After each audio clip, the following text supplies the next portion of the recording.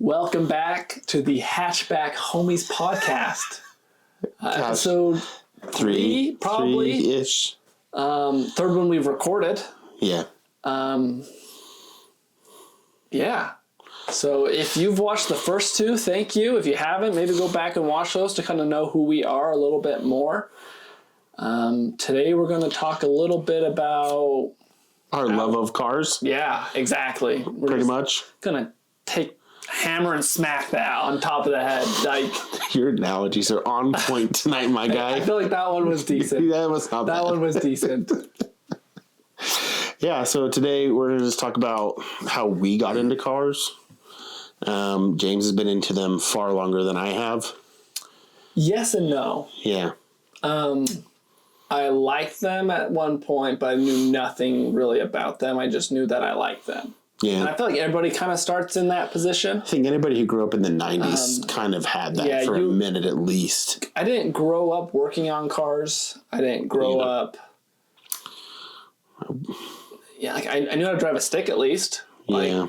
I mean... I felt pretty good about myself there. Yeah. I mean, I wasn't double clutching or nothing yet, but... Double clutching. Granny shifting. I was banging gears. Yeah.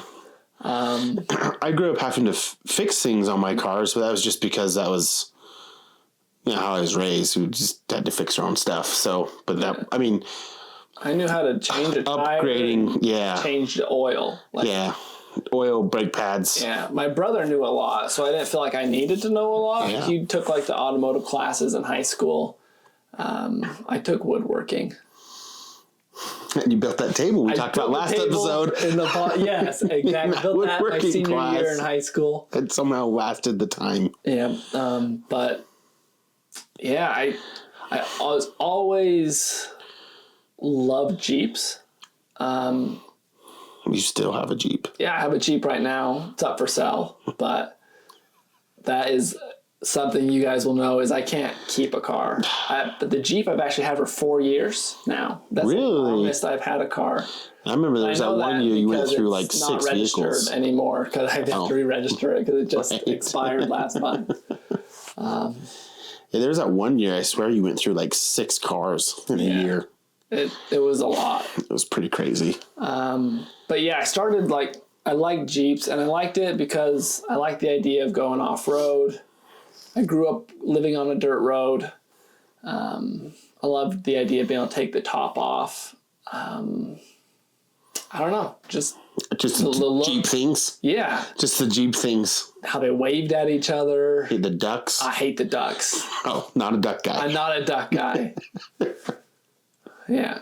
But it's just cool, the culture behind the Jeeps. Like, the Jeep culture was a very tight niche, especially here in Utah, I feel like. There's a lot of Jeeps in Utah. It's a big thing here.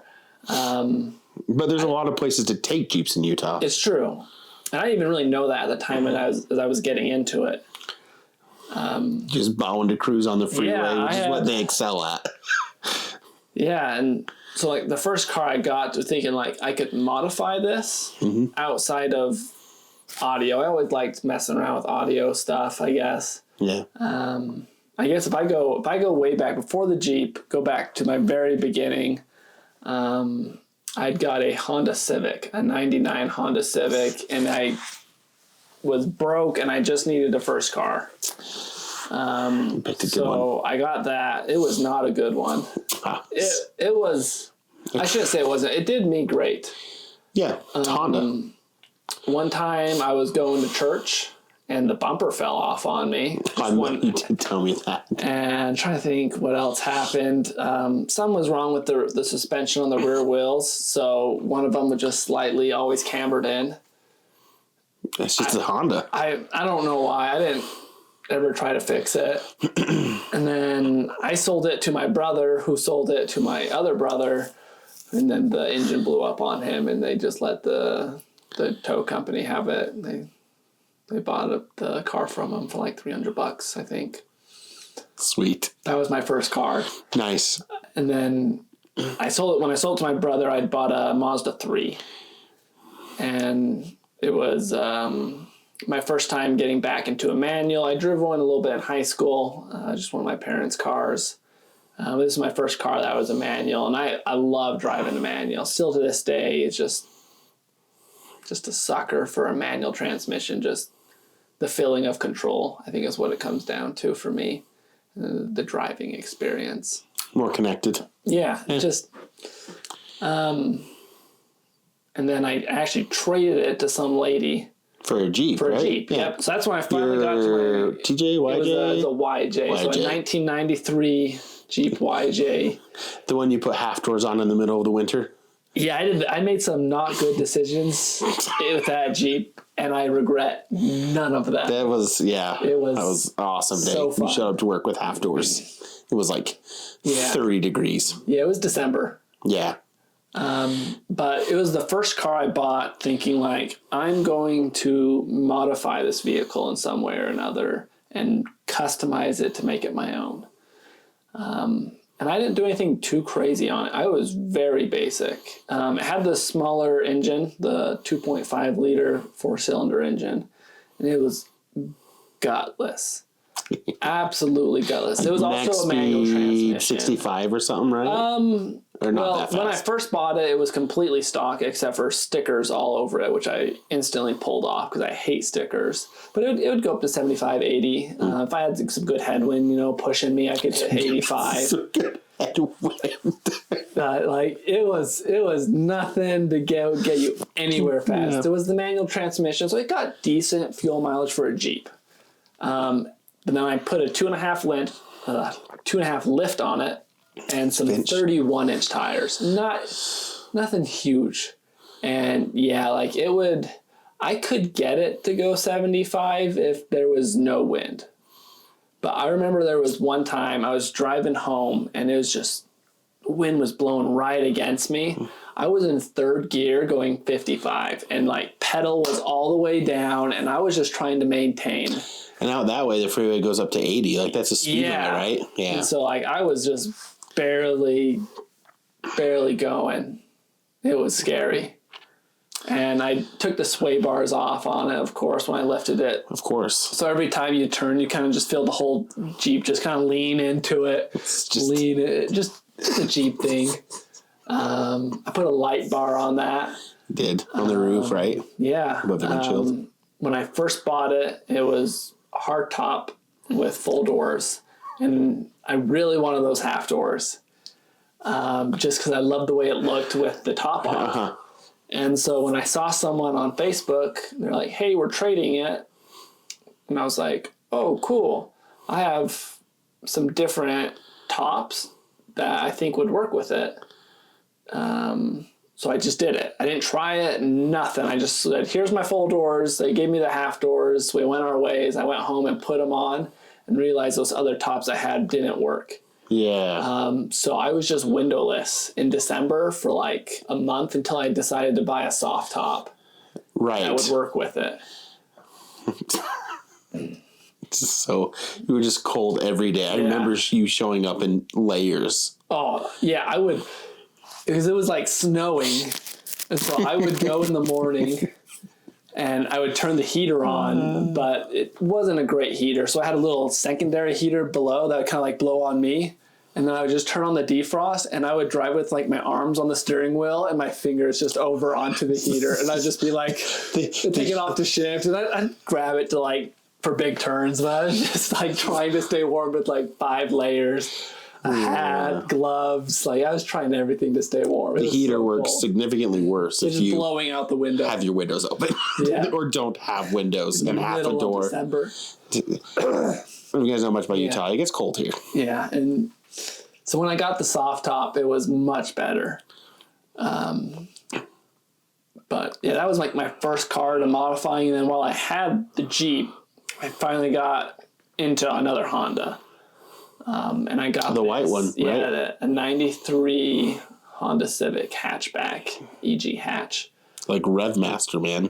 Yeah, and it was passed around. You could tell a little bit from person to person. It had a B20 in it out of the CRV. Swapped, right? Yeah, with a B16 transmission. And the thing just ripped. It was a cool car. It was so fun. Way cool car. I loved it. left me stranded a couple times, but nothing too crazy. Yeah. I remember there was one time there was an issue where the distributor somehow came a little loose, and so it just died on me because the timing was off. Yeah. And so I called you to come get me. Was that when you were at Smith and Edwards? Yeah. But by the time you'd got out there, I'd figured it out and fixed it. Yeah. I felt kind of bad on that one. But it was just like... I probably wasn't doing anything, so... Probably not. And so... Yeah, I didn't do anything to that car. It was already lowered on suspension. It had... Super low. I don't remember what wheels. It had wheels off another Honda on it, but they had plasti dipped them, and one of the wheels, like all the plasti dip had faded off. So it was like silver and the rest were all black. And then I tried to take them off one time, but I stopped after one wheel. So I had one side that was black and one side that was silver. That's right. You didn't do the matching wheels. No. You did the side. And I still have it, I think, to this day, some bronze plasti dip stuff to put on them that I never did. And I still have it. I don't know if it'll work anymore, but we'll have to find it and try to do something with it. Yeah. I'm trying to think what I had after that. I sold the Jeep and I sold the Civic because I had my first kid. And neither of them were 4 doors. And I bought a 2007 Subaru WRX STI. Oh, right. You did. The blue one. Blue, yeah. The silver BBSs. Subaru blue. The pink STI on it. And I didn't modify it at all either. Well, it came pretty decked out. If I remember right, didn't it? Yeah, stock suspension. NVIDIA exhaust though, right? Catback? It had NVIDIA exhaust. It had a intake. Cobb tuning. No, it had custom tuning from... That's right. It's custom tuned. Simple Performance, I think is the name of the shop that did it here in Utah. And a boost controller. That's what it was. Oh, it just ripped. It did. And I had it for probably about a year. Like every car I've had like a year and then got a new one, and I rarely ever kept a car for a year. Mm. And then I got rid of that one, and got another Jeep.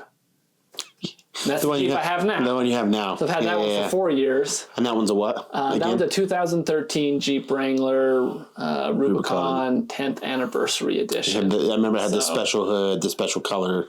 Yep, special hood, why you wanted steel bumpers. Yeah. Oh, yeah. I really wanted a Rubicon because my YJ, they didn't have Rubicons back then. I really wanted to have the lockers and things like that because I planned to do all this overlanding. Yeah. I did a lot of like driving down trails.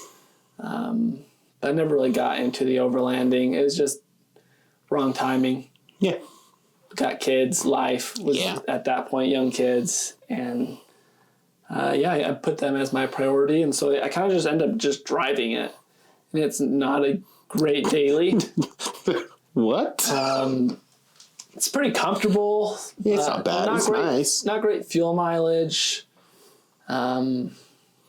So I eventually bought a Honda Civic again. Honda Civic number 3. And this one... Is this the brown one? This is the brown one. We'll throw a picture of this one up because it's extra special. My favorite Honda Civic I've owned so far. If not my favorite Honda. I miss this one a lot. And so does my daughter. She always says, I wish you had that brown Honda.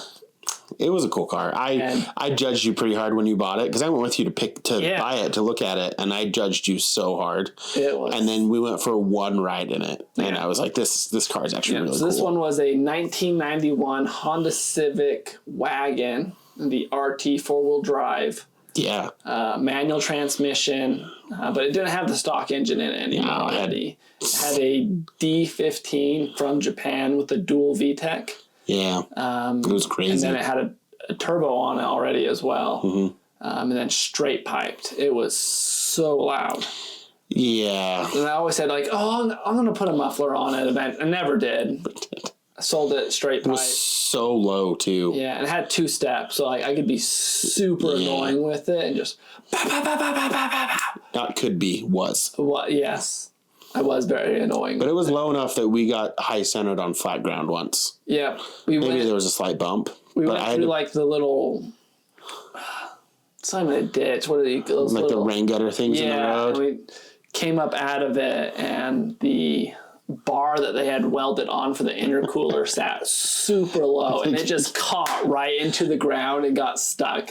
And John had to push it back out. We were in James's neighborhood, where he lived. Yeah, and we had just like Nothing crazy. revved it up right before. For your neighbor, like, it was uber 10 embarrassing. feet down the road, got stuck. Yeah, it was bad. Yeah, it wasn't that bad, but. And I love that car. Made fun turbo sounds. The car was cool. Drive. Shout out to the guy who built it. Yeah, he was super cool and built an awesome car. And he's built a lot of other cool cars. Yeah. I hope the guy who bought it from me is enjoying that one. Yeah, it was a cool car. I hope it's not sitting around. That's it. It sat around for about a year. Just no real reason specifically. It was more of what you. It was more than what you wanted it to be. It was more of a build than you wanted. Yeah, I wanted to do. It was a lot of work to maintain it, but I ended up just not wanting to undo the build that was already done, unless I had a reason. Yeah, and I never had a reason, and so I sold it. Yeah. And then, I still have the Jeep.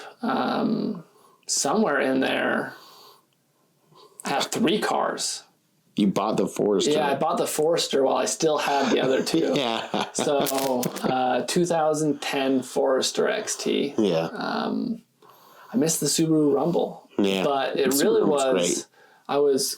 My wife had sold her car, and she was just driving, I think, the Jeep. And we were looking for a car for her.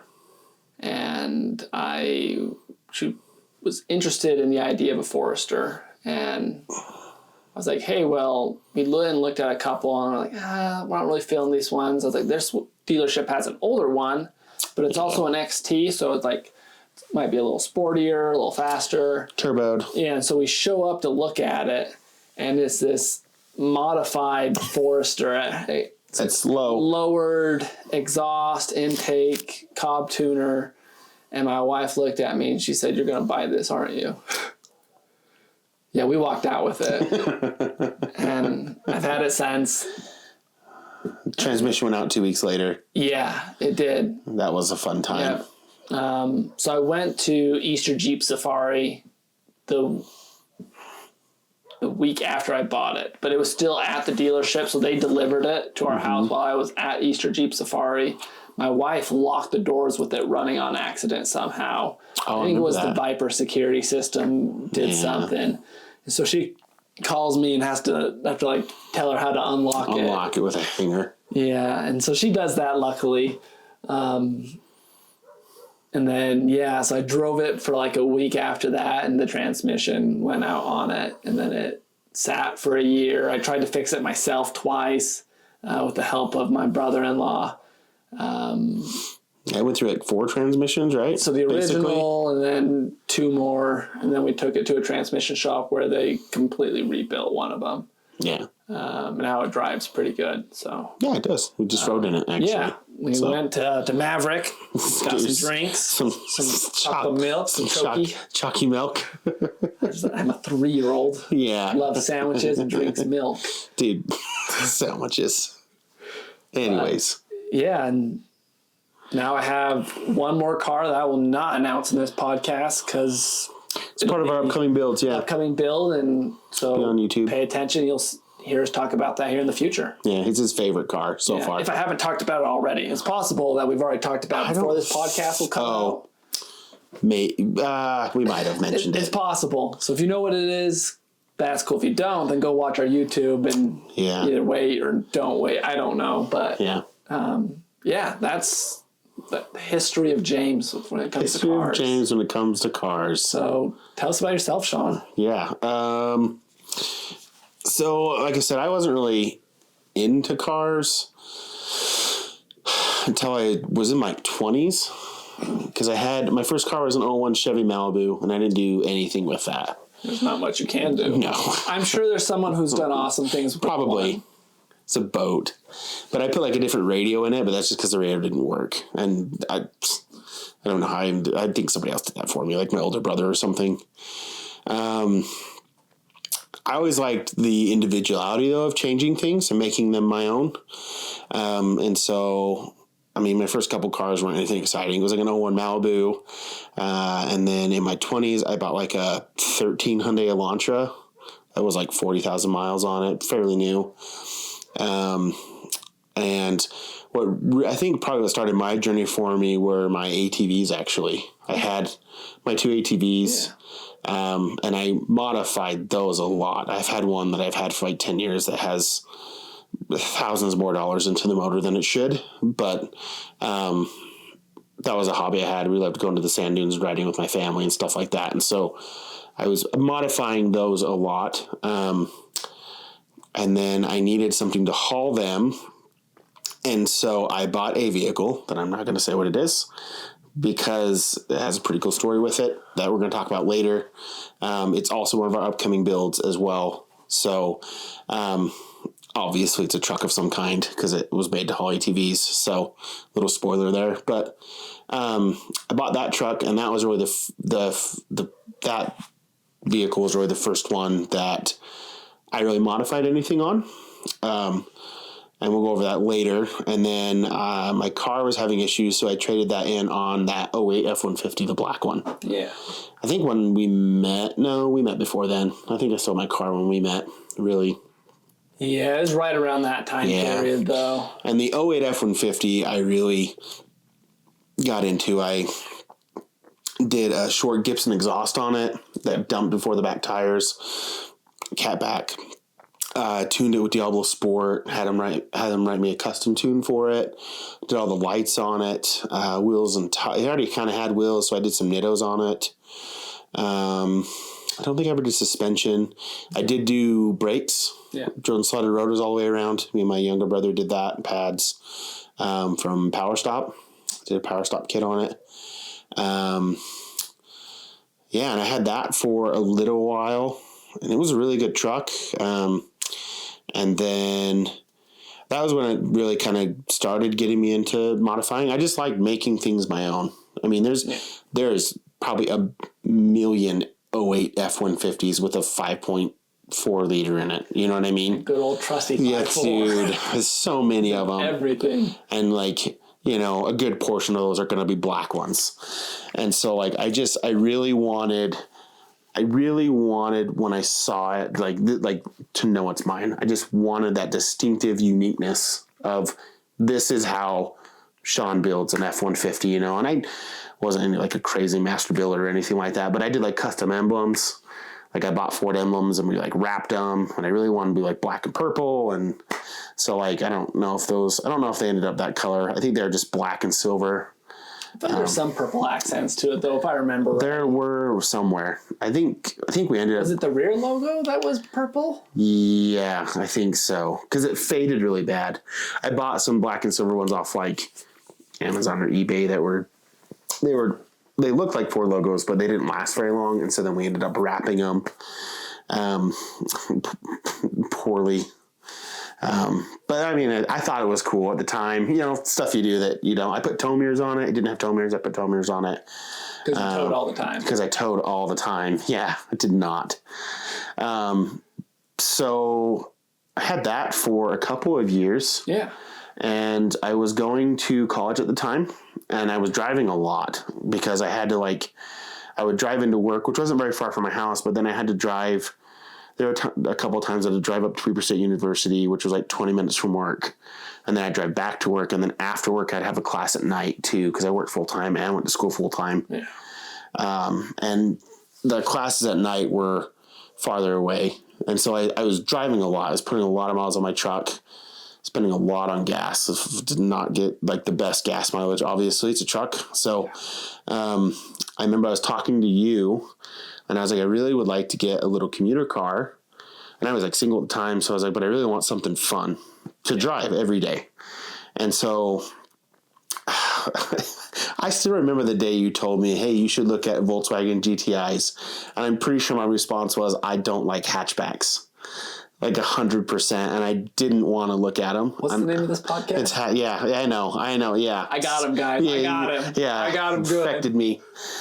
So like, I remember I didn't really want to look at them. And then I don't know what it was. I just kept like seeing them all over the place and seeing them on like Marketplace and stuff and the same time I KSL. had my white hatchback. Yeah, it was. And so like, and I just had a few requirements. I wanted it to be fun to drive. I wanted it to look cool. I wanted to be able to modify it. I wanted something that I could really, really modify and get into. And just, did I ever? And I'd never really done anything like that before.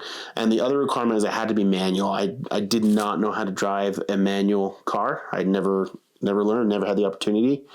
And so when I was, I don't know, 25, I was like, it has to be manual because that is a skill I want to have. Yeah. And I understood the concept of manuals. Like my ATVs are manual. I mean, it's a little different. Obviously, when ATVs are like a motorcycle. I'm gonna let you drive my Honda a couple times. Yeah, I tried to drive your Jeep. Yeah. That YJ you had. The clutch was like so high on that. Could not get it out of first gear. It was bad. And then you brought your Honda the next day and let me drive that. Yeah. And that wasn't too bad. And then I drove your STI once too. Yep. I think I had already bought my car before then. But yeah, so really, really wanted a manual. I was like, like people say they're fun to drive. They're incredible to drive. And I want that experience. I want that driving experience. Yeah. And so I looked at like a bunch of different cars. I looked at 350Zs for a minute back when they were not astronomically priced.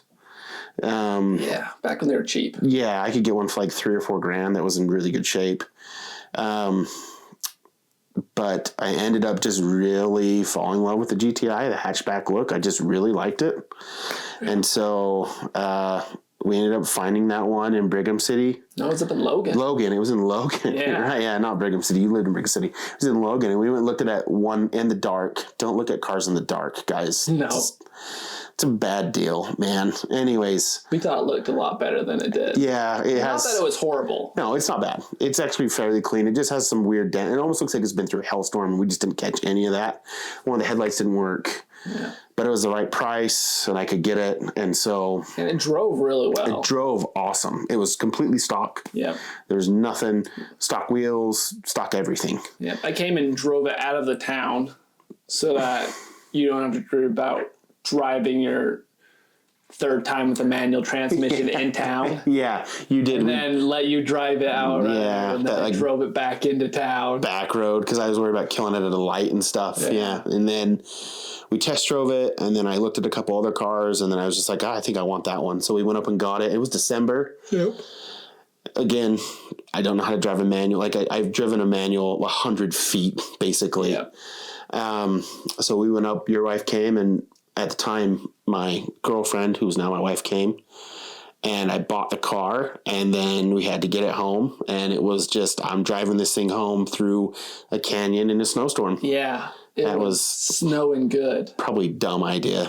Also, don't do that, especially inexperienced. I was following you. I think you were in front of me. I might have been, yeah. My wife had a Nissan Rogue at the time, so it was all-wheel drive. Yeah. So it was doing okay. It was like it should. Yeah. And I was just sitting there just like, please don't crash it, Sean. Please don't crash it. Yeah. I killed it in the parking lot, getting it out of the lot. That's right. I killed it right there. I killed it. No, it was a gas station. We had to put gas in it. Yep. And I killed it in the gas station. But actually driving it through the canyon was really good. And, it's manual, and I just downshifted if I got nervous. And I mean, probably not the best idea I've ever had, but it was such an easy driving car. It still is. Such a benefit when you have a manual transmission is it is easier to drive in the snow. For sure. And it wasn't like, it was starting to snow, so it wasn't like a ton on the road yet, but if you're in Utah, Sardine Canyon gets really hairy in the winter. So it was not like the best idea, but it's not what you want to do. We could have gotten stuck up there easily. Could have easily, but we got it all the way home, and we had to pull it. We pulled into Maverick again. So so I killed it in the Maverick parking stall, and then after that, I just drove it home. And I think I forgot to even tell what it was. What I bought was a 2011 GTI, Volkswagen GTI, Mark 6 GTI. At the time, we worked for Holly, who, if you don't know, owns a brand called APR. APR makes tons of parts for Euro cars. Yeah.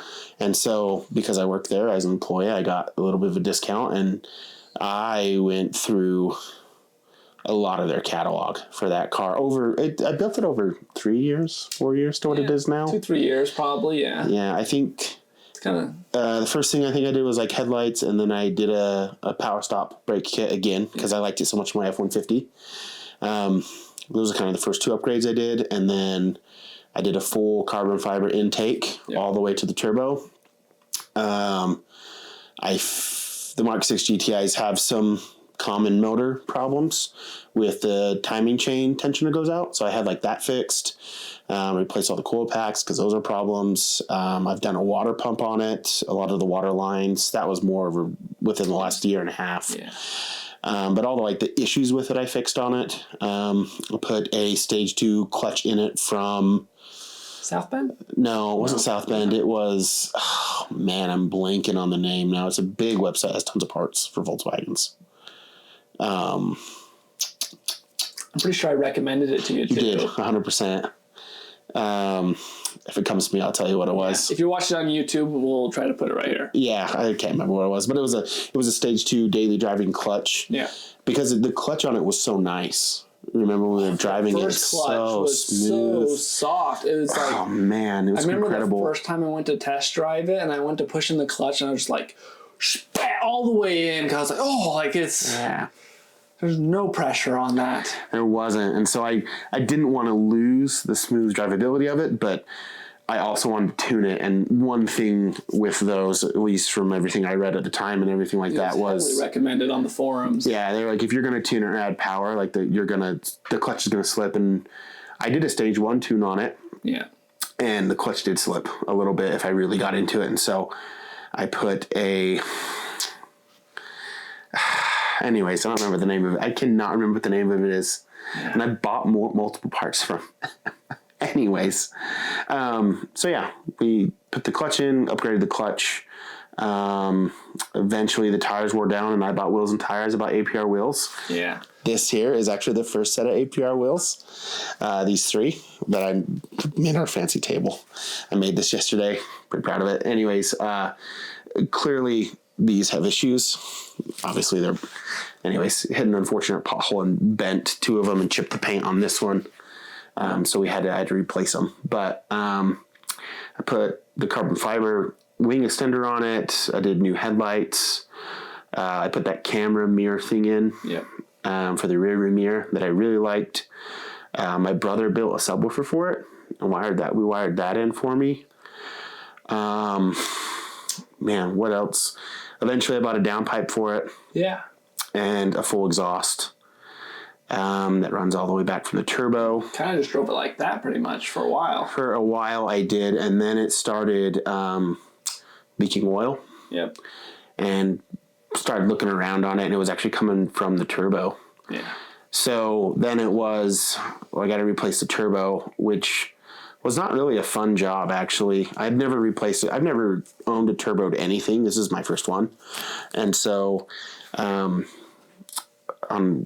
don't know, anybody who has big hands in Euro cars, if you have suggestions on how to work on one effectively, let me know, because my hands don't fit in a lot of places.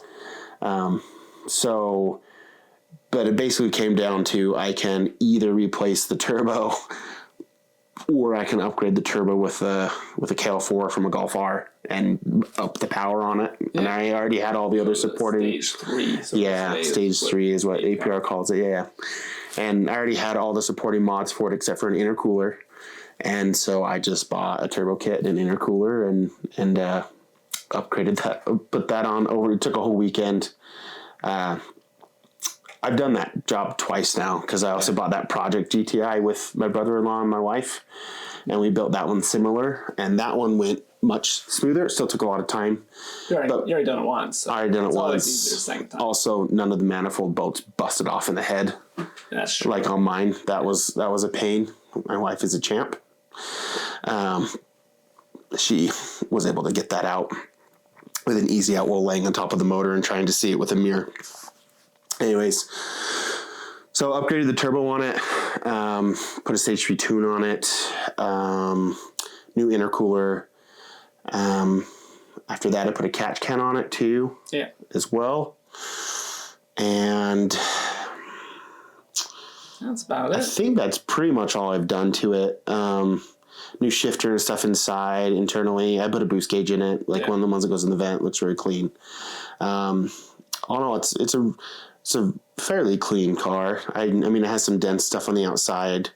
Like the body's not perfect, the paint's not perfect, fun but to drive. it's way fun to drive. It just moves. That car has single-handedly really fueled my passion for automotive. I mean, I always loved making things mine with like the trucks and stuff and the ATVs and everything like that. But that car is really the thing that has really like, oh man, I really want to do this. I want to do this with more things. I want to try other ones. And before then, I never really cared, to be honest with you. I did just whatever I had. And now I have a list of cars, some of them that I'm like, want to own for life. Like we talked about, like the Datsuns and stuff. Like that's a dream car for me. And then there's other cars like, man, I just love to own that and modify it and then sell it, just to experience it. So do what I do. Yeah. Be more like James. Everybody be more like James. Just kidding. But that car really got it for me. Got that bug, that itch. And now I do love hatchbacks. Yeah. Like sedans are cool and everything like that, but every time I look, if it has a hatchback version, that's the one I want. Yeah. So like I love like the little Hyundai Velosters. I think those are just like the neatest little coolest little cars. Velosteran. Yeah. Oh yeah. That'd be cool.